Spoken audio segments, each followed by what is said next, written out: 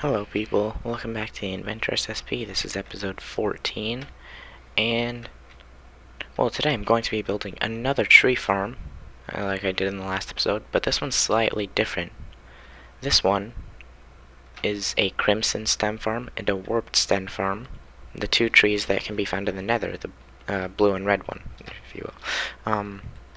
So, I'm going to be building it in this area, because, well, I was planning to build it next to this building, like over here. But then when I put this lightmatic there, it kind of looked too similar to this building, and I don't know if you could really tell the difference. So I decided I'm going to build it here, and then I still have this kind of corner plot to build something else into, just kind of a corner building, and I'll put a lot more work and time into that. But this one is just a lot of blocks to place. You can see all of this, all of the materials that I need.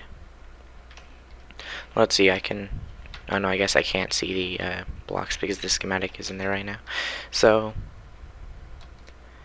yeah, I guess I will get started. You guys get to watch like a minute of the replay. I actually have to spend like hours building it, so here we go.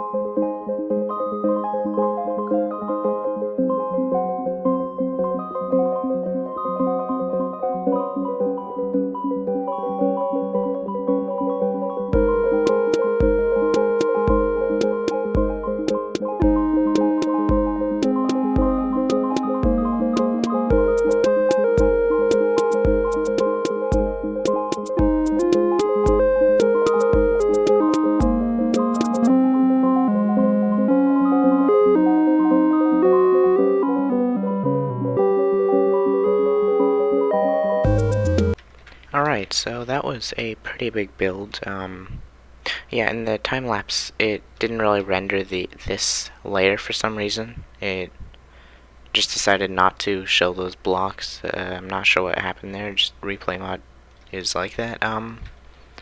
But yeah, so there's red glass on this side to show the crimson farm, and then there's blue cyan on that side for the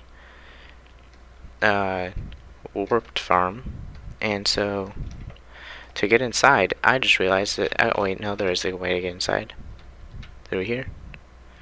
I go up this bubble elevator, up here, onto this kind of walkway, and I can get into the farm by crawling through here, and then I will hold right click here with fungi. But I'm not going to use the farm right now, so I built two of them. Now, I know that I could have just built one farm and then just kind of swapped it out as I need it to. But I mean, I have the resources and I have the time, so I just decided, might as well just build two identical farms. One for warped stuff and one for crimson stuff, so yeah, so I just decided to do that, and the farm should work well. It is a Collier design. I hope I'm pronouncing that right. Really cool. I'll leave a link to the video in the description. It should produce about 100,000 items per hour, including nether wart blocks, the blue for this kind and the normal for that farm, and shroomlights for both farms, and then warped stems for that side and crimson stems for that side. So that'll give me options to build with those blocks, which is good. The only thing is it needs a lot of bone meal and it needs a bunch of stuff. So I'm not going to test it right now, but at least I have this now, and if I turn that on, you can see in the top left the MSPT is just 7.1, and with all the farms in this area, that is pretty good, because if I turn that on, I'm loading my storage system over here with all of these, with all that redstone. What else? Let's see. So these two farms, this spruce tree farm, sugarcane farm, Villagers in here. Bee farm a little bit. Cactus and wool farms. Snow farm. Bone meal farm here. So yeah, with all this stuff, the lag is pretty good. Look, it's down to 6 now. Oh, no, it's going back up. But anyway, yeah, the lag is pretty good. TNT dupers well, they're assembled, and it's kind of cool the way that they work. Now the TNT is on top of a wall, so that when the TNT duplicator activates, it'll kind of shoot the TNT forward into that honey block. And then, because of the way that honey blocks work, it'll kind of float down, and then it'll be stuck there for like a few seconds, and then as it falls, it'll explode at the perfect height. And yeah, it's just kind of cool. I need to remember that to use that kind of TNT duper, and then that's how I can get it into the honey blocks consistently. Anyway, I kind of understand how this farm works. It's a pretty cool design. Just kind of everything grows, it pushes everything over into two sides, then TNT dupers blow it all up. All the drops go down here into one water stream, then it all goes into the sorting system to get sorted. And then I can just go down here and pick everything up as it gets sorted. And I could add item frames here and kind of show what is being sorted where, or maybe on the floor here also. And I have some sea lanterns under the chest to light everything up. Crafting tables here so that it's easy to craft. And yes, this farm was a success. So now all I have to do is just pick these shulker boxes up because they're just spare materials that I had. And alright, so oh yeah, I just wanted to mention that farm took about 2.5 hours to build. Yeah, it was a pretty big project. Just building these big windows kind of is a big task. Some other buildings like these with smaller windows are faster. Or this, yeah. But these two buildings will look really cool.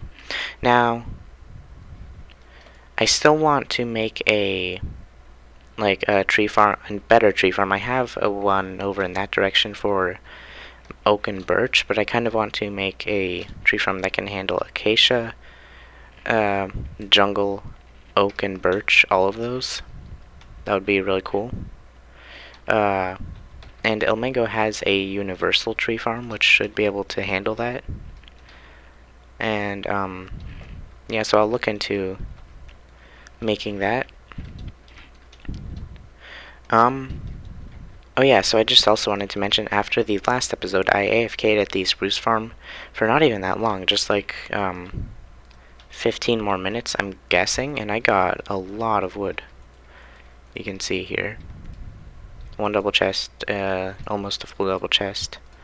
But yeah, this design is really good, definitely worth it. Just as I mentioned in the last episode, you have to make sure that you orient it correctly, or you'll have to change the redstone. Yeah, I actually got lucky that I didn't have to have the dispensers on the side somehow. I could just turn them over to that side. But alright, so now I have 3 tree farms in total in this area. Again, link to the farm design is in the description. It's really easy to build if you just build one of them without a building around. It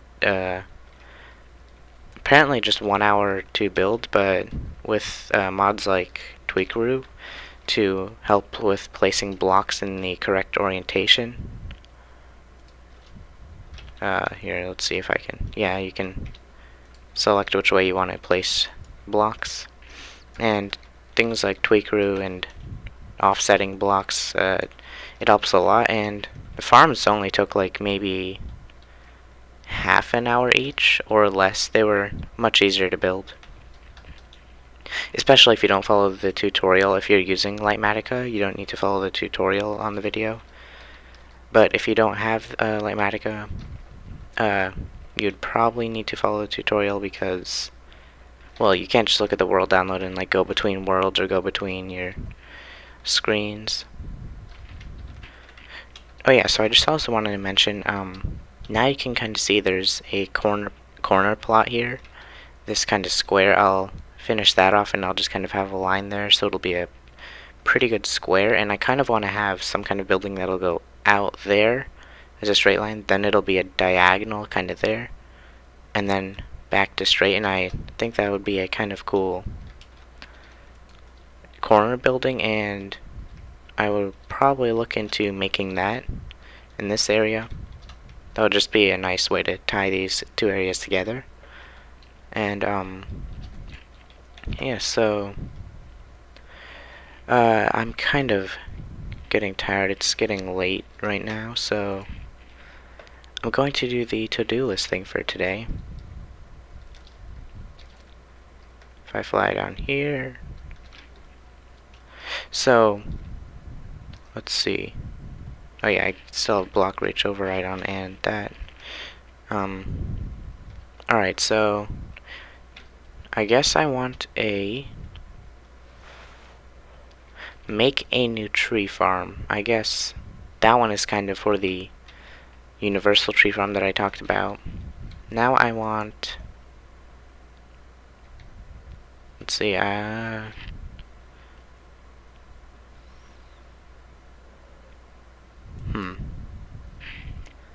what do I need? Oh yeah, I guess I need a kelp farm. Now I could make an automatic one, or I could make a bone meal based one. Or I could do both. Now, maybe I want, oh yeah, one thing that I noticed after watching one of the episodes is, actually, alright, I guess I already got rid of that sign, but wait, no I didn't.